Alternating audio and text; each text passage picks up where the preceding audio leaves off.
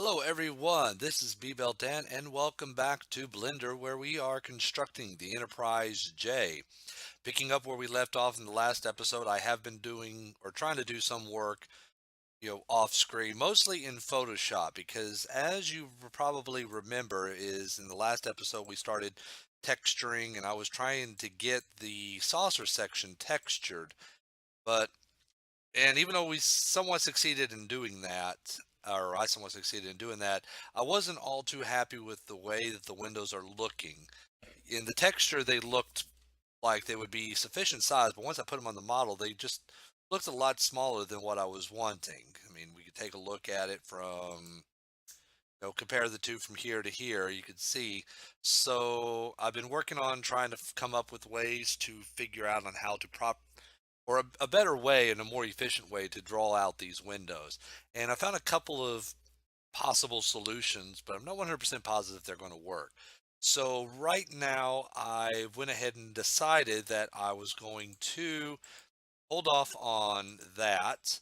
And right now we're going to work on trying to get a UV map out of the secondary hull. So figured so that way I can start kind of working a little bit on the textures on that. Um, so I'm going to go ahead and get that started. And normally this would be something, laying out the seams and stuff that I wouldn't really do a whole lot, in the video. But there's quite a few of y'all that, have been using my videos as kind of tutorial, either tutorial in Blender use or tutorial in how to make a ship similar to or exactly like the Enterprise J. So with that being said, I'm going to forego what I would normally do and go ahead and kind of show you all online, in the video of about, you know, how to properly operate that, or at least my way of how to, do UV mapping and all that type of stuff.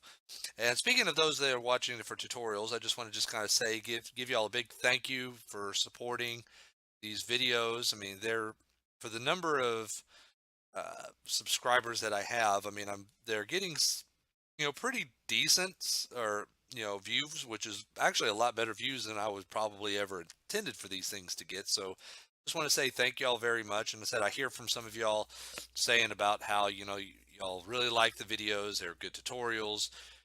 Either I'm doing some, I'm either explaining it a way that seems to you know correlate with you better than other people, or something or another, but y'all say that y'all really kind of like my videos, especially for tutorial purposes and stuff. So once again, thank you. And I do know that some of y'all have really been actually kind of going a bit of above and beyond just actually tutorials, but y'all are kind of, taking upon yourself to do your own um, models using my videos. And one in particular, is one YouTuber.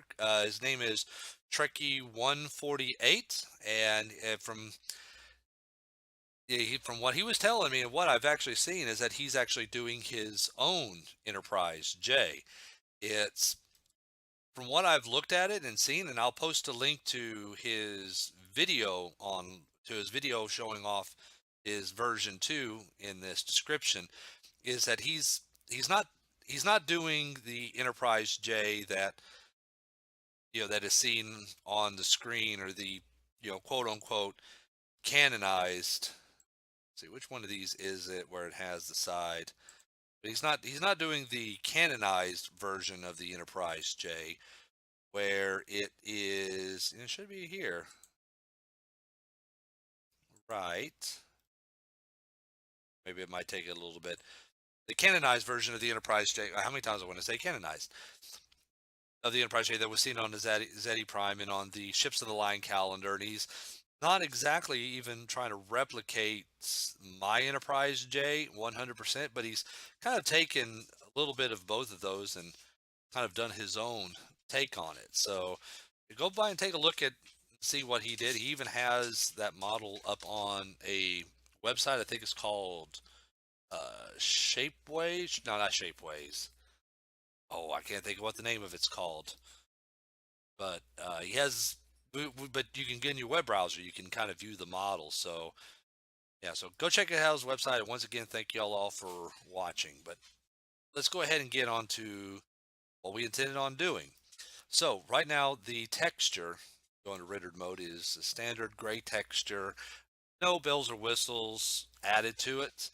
Any kind of variances in the texture is strictly just, actually, it's not even textures, it's materials. Dark gray, lights on, lights off, vents, so on and so forth. There is the glowy bits texture, which gives the texture look view to the deflector shield and to the back where the impulse engines are at. But as far as that, it's kind of just plain Jane. So I want to try to get a look of some Aztec details onto it and other little details, to kind of make it pop a little bit. First thing we got to do is we got to you know get a UV layout on this entire model.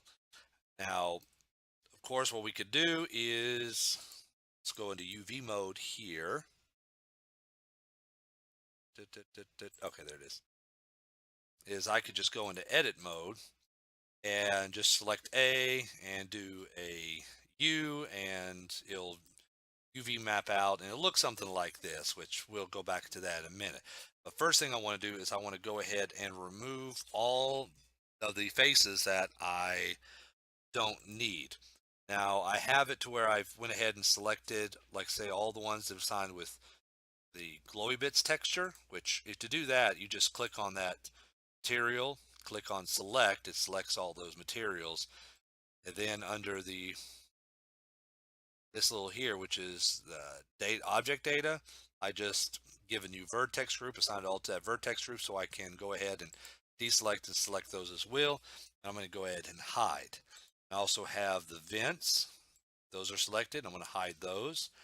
And one thing I don't have are lights, so I'm going to go ahead and click on lights. Oops. Up, is my computer freezing? Up, there it goes.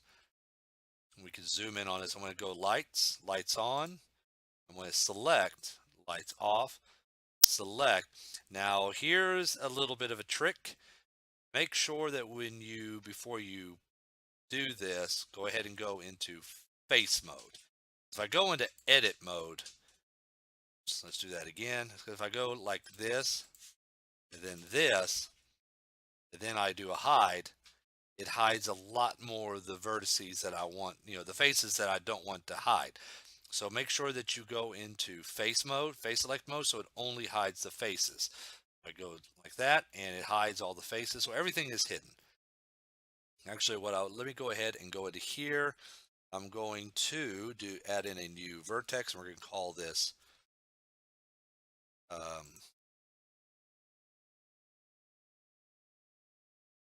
Windows, and I'm going to assign those selected vertices so I can always go back and select them.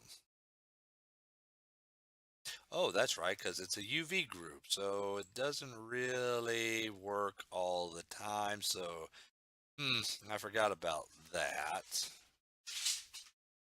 So, probably be the best way is just to go ahead and go into here, select those, and then go ahead and hide. But you can do the vertex if it depends on how your mesh is laid out. So anyways, we got this all set out, so I can go into here, go into U, and I can go into unwrapping and it'll unwrap it. But once again, there's nothing I can really do with the way it looks over here.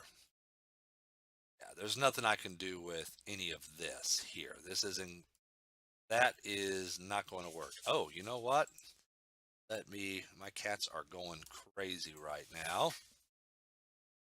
Or at least one of my cats is going crazy. Let's do that again. Unwrap. There we go. I can't do anything with this. And this is going to look, no, see, we're not going to work with this. So I could go ahead and go in and add in a bunch of seams and hit that again and try to get it squared out. But I found a better way to do that, and that is to go ahead and let's create a texture and give it kind of a UV coordinate grid texture. So what we do here is we click on new, want a new image. I'm going to just call this UV grid, enter, don't matter about the size or anything yet. And if we go into here, whoops, let me do that again. UV grid. Now, if I do this and click on, click on OK, it just gives it a blank image. But if I go into here, I go to UV grid and click OK, it gives me this wonderful little grid with all these X's and, with all these little, not X's, I'm sorry, black and white checkerboard with all these different colors on it. So now if I go into it, I'm going to assign this into Starship Gray, and I decide to go ahead and go in, instead of color, decide to use a image texture. So that is going to be image texture, and go down and select UV grid. Then everything with Starship Gray is going to have this particular texture on it. So if we go into render mode, voila, it shows up. Now, how this works out is because you can, with this grid, you can see where we're getting a lot of unnecessary stretching. As you can see here, everything looks good to a certain degree here, but we're getting some weird little shapes right around in here where this little enclave is at. This here is kind of, warping in. I don't want that, and it's really kind of starting to stretch out as it gets out to the end of this hammerhead shark section. And as we zoom into areas such as like right here, that's all one color. This is all one color. Yeah, you can really see it being stretched right around. Yeah, right, especially down here at the bottom. So we want to try to get rid of this. And the object of that, or the goal, is to try to make this as uniform as possible. Now you can go in and select other options. So if I go into here, I can also go into what's called a color grid. Let's go ahead. I think I might have to exit out. Oop, there it goes. Rendered. Oh, we can go in material. Oh, learn something new every day. I could use this, and this actually, where there's actual little coordinates, E4, E3. So it kind of helps you get a better understanding of exactly where it is in relation to, the UV grid. It's kind of, color grid is a little bit better, more organized, because you got the numbers, so you can kind of see where it's plotted out. And I think you can change certain things with it. Let's see, what if we did 2048 by, okay.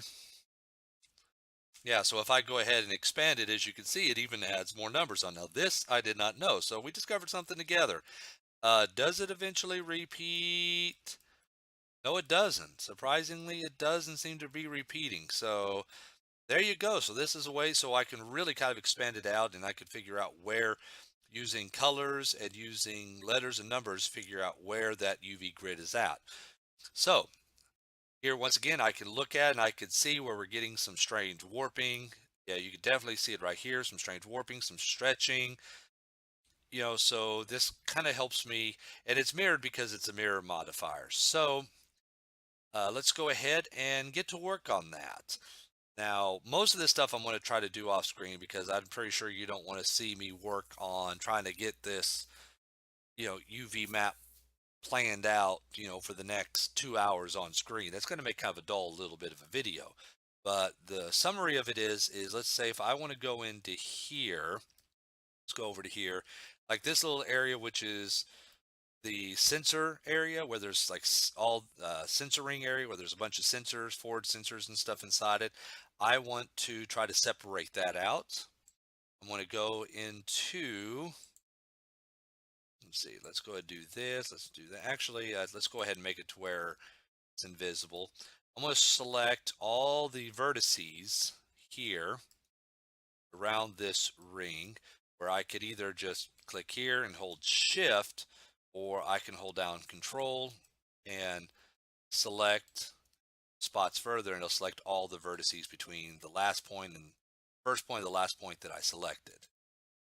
So I can just go around like this and select all these vertices, select this ring loop. And once again, if you kind of given some thought out to your mesh, you might be able to get away with just selecting edge loops instead. So I have that selected. I want to separate this. So I'm going to go into mesh edges, or I can do Control E, and I want to go ahead and put a mark C so it selects it red. So now if I go ahead and select A to select all, U, and unwrap, what we should see here now is, give it a minute,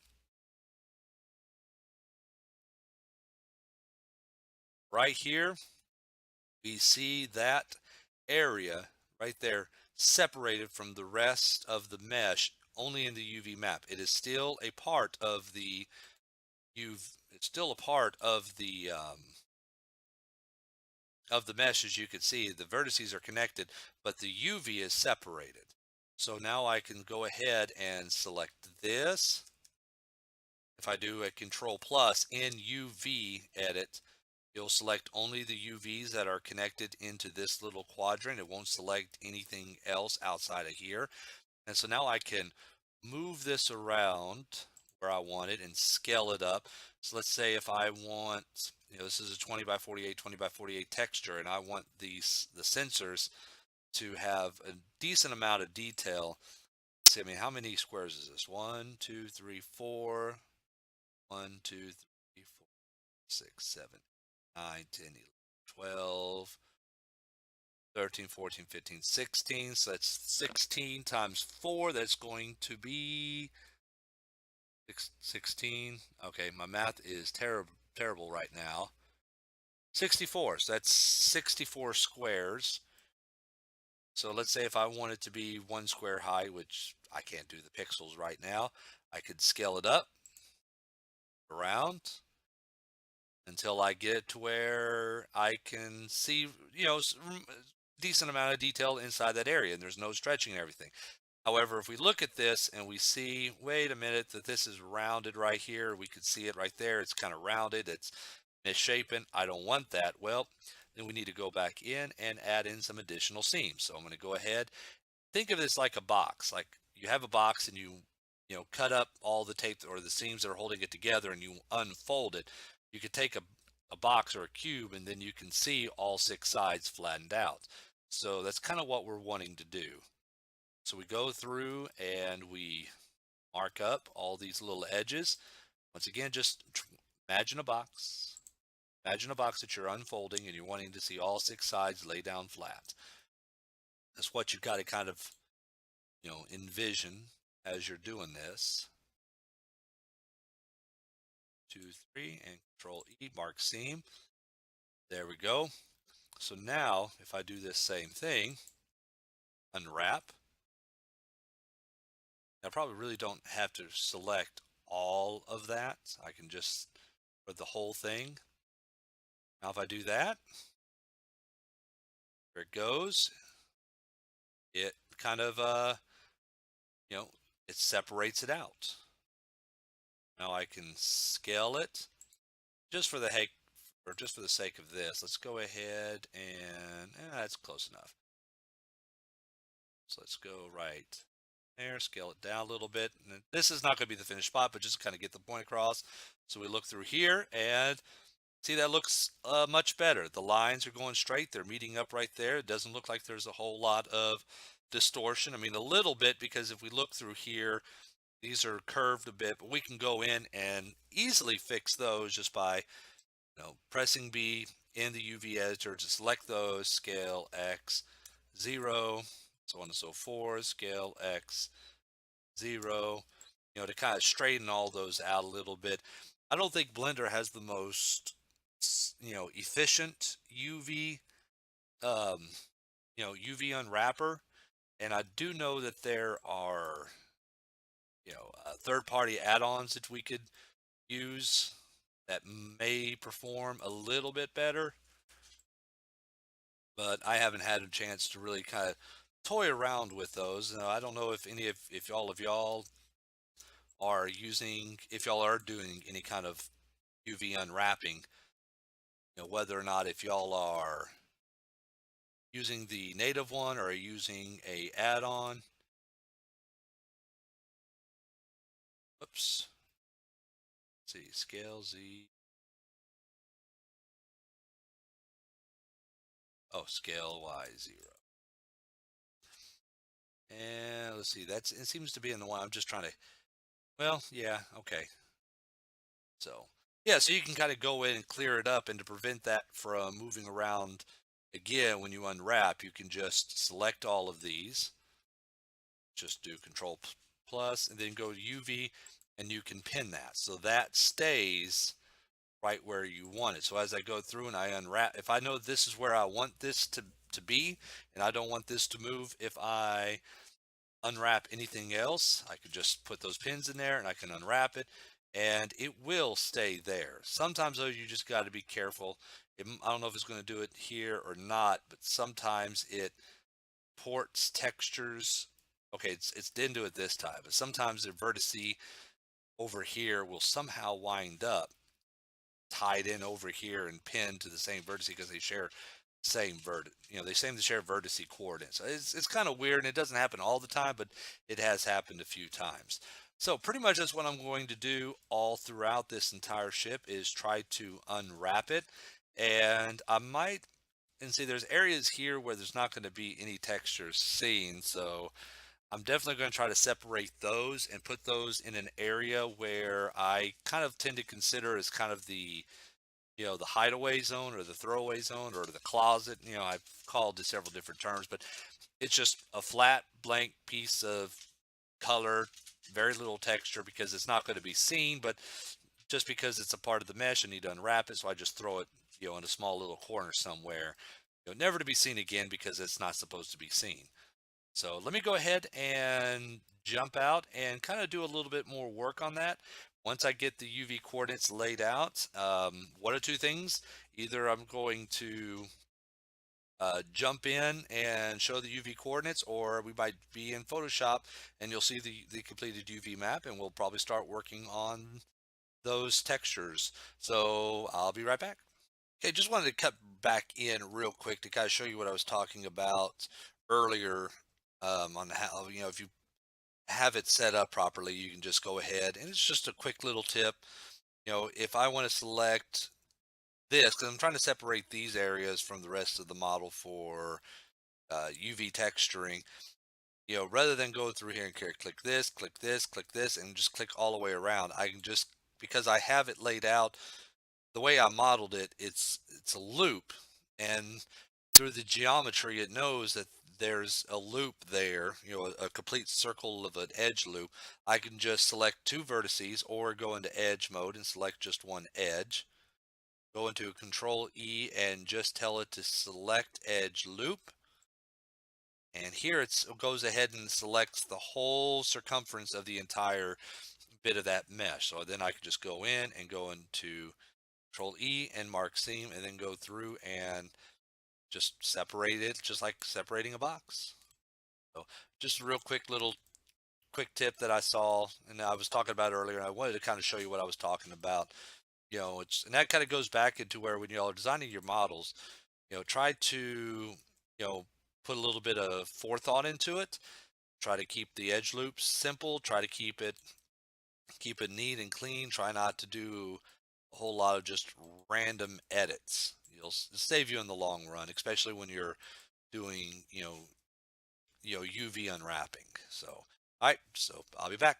And I'm back, everybody. And as you can see, with a little bit of work, it's starting to take shape.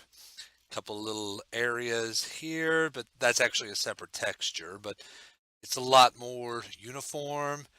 The bottom's a little bit bigger, but we'll get back to that in just a minute. But the top's coming along nicely.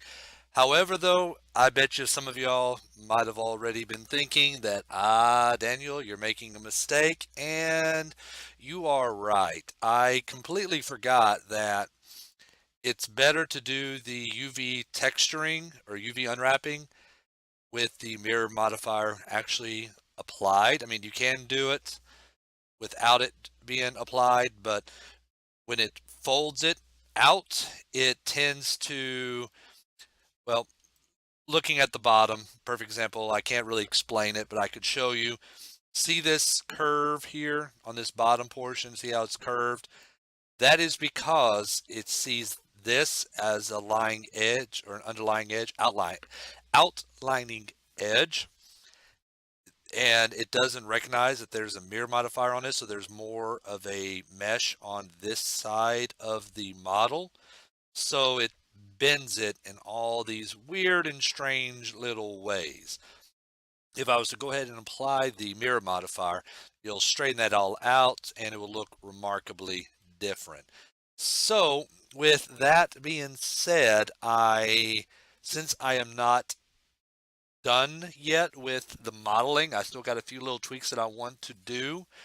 I'm gonna have to come back and visit this. I might have it done by the next episode. And so this is not the finished UV textures. As you can see, once again, the bottom is, it's much larger. The top looks okay. Everything kind of looks straight.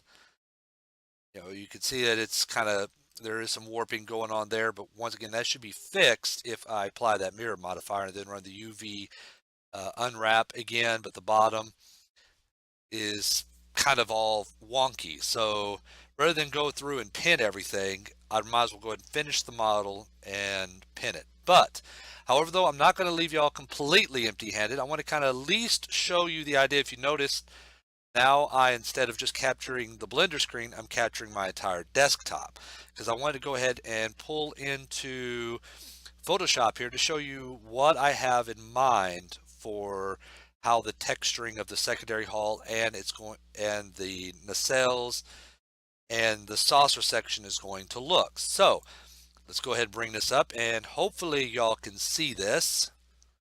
All right, this is kind of what I'm looking at doing. Now, this isn't the texture. This was something that I just whipped together. It took me about maybe 30 minutes to, throw together real quick.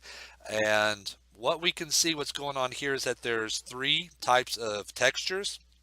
We have this area here, which kind of symbolizes the more quote unquote traditional way of Federation starships, where there's the infamous Aztec hull. Let's zoom in so you can see it.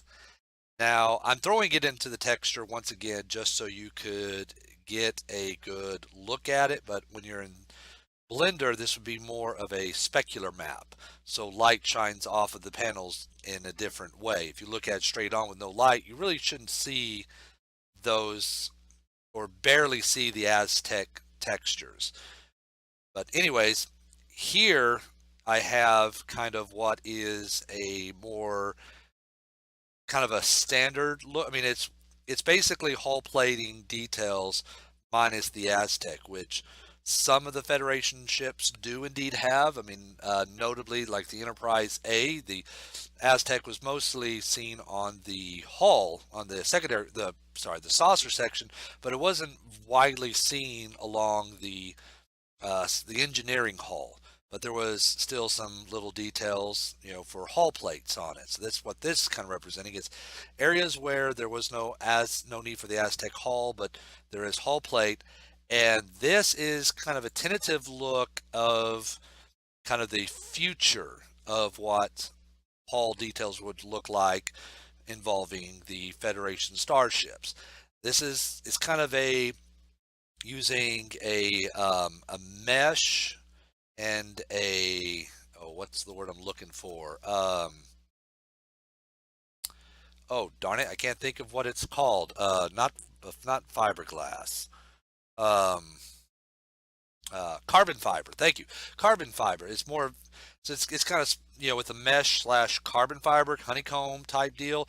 And this is kind of my idea of thinking is that it's been described that as you get further into the future, the idea that ships are not built but grown should becoming more prominent.